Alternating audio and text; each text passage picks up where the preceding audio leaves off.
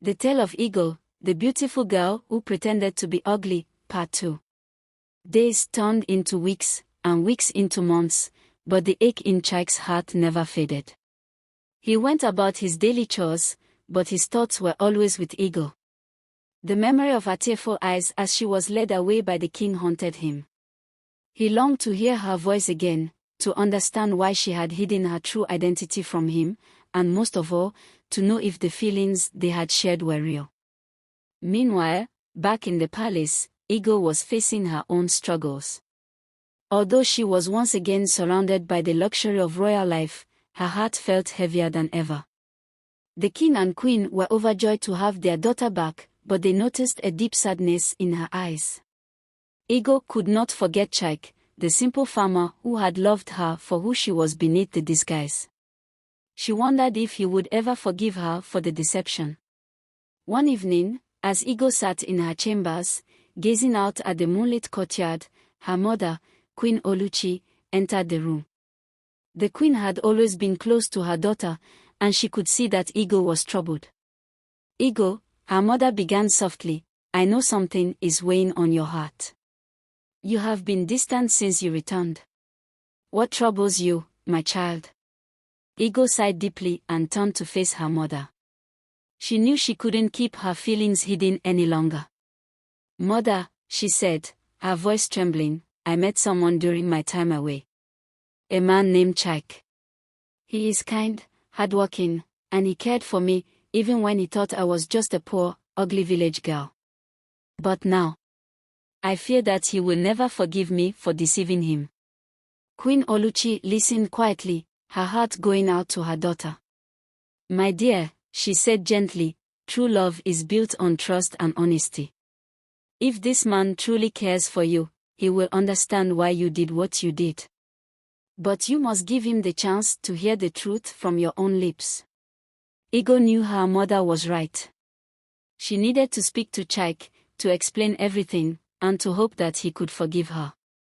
The next morning, she decided to visit the village, but not as the disguised village girl or the royal princess. This time, she would go as herself, with nothing to hide.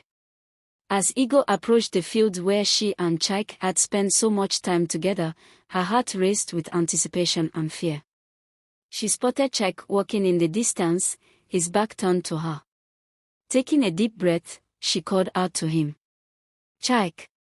Chaik froze at the sound of her voice. He hadn't expected to hear it again, especially not here, in the place where so much had happened between them.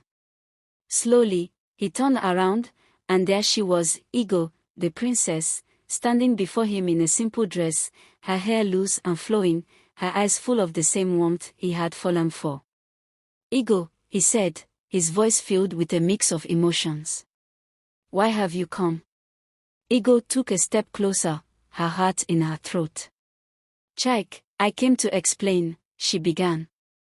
"When we first met, I disguised myself because I wanted to find someone who would love me for who I truly am, not just for my beauty or my status. I never meant to deceive you, but as we spent time together, I realized how much you meant to me. I wanted to tell you the truth, but I was afraid of losing you." Chaik looked at her, his eyes searching hers for the sincerity he had always seen in the girl he knew as Nwansi. "Ego," he said slowly, "I cared for you when I thought you were just a simple village girl. I admired your kindness, your strength, and your spirit. But now I don't know what to believe. How can I trust that what we shared was real?" Ego's heart broke at his words, but she knew she had to be honest with him. "What we shared was real, Chaik," she said honestly. "Every moment, every laugh, every word was real. I may have hidden my appearance, but I never hid my heart. I am the same person you knew, and my feelings for you are true." Chaik stood in silence, his mind racing. He wanted to believe her, but the pain of her deception still lingered. Yet, as he looked into her eyes, he saw the same honesty and kindness that had drawn him to her in the first place.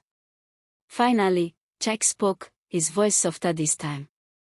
"Ego, I don't know if I can forget how you deceived me, but I do know that the girl I came to love is standing before me now.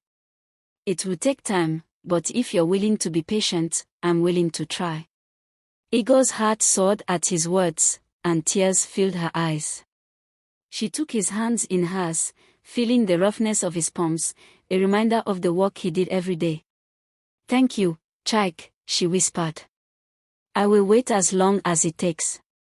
All I want is to be with you, with no more secrets between us." From that day on, Igor and Chaik began to rebuild their relationship, slowly and cautiously. Igor spent more time in the village, helping Chaik with his work, and getting to know the people of Umuahia as herself. She was no longer the mysterious, ugly girl or the untouchable princess. She was simply Igor, a woman in love, seeking to earn back the trust of the man she cared for. But their path to happiness was not without its challenges. As word spread that Princess Igor had fallen in love with a simple farmer, some in the village, and even in the palace, began to question whether such a union was appropriate. Whispers of disapproval grew louder, and soon, both Igor and Chaik found themselves facing pressure from all sides. Would their love be strong enough to withstand the scrutiny and opposition? Or would the forces working against them succeed in tearing them apart? The future remained uncertain, and both Igor and Chaik knew that the trials ahead would test their bond like never before. But for now, they had each other, and that was enough. To be continued.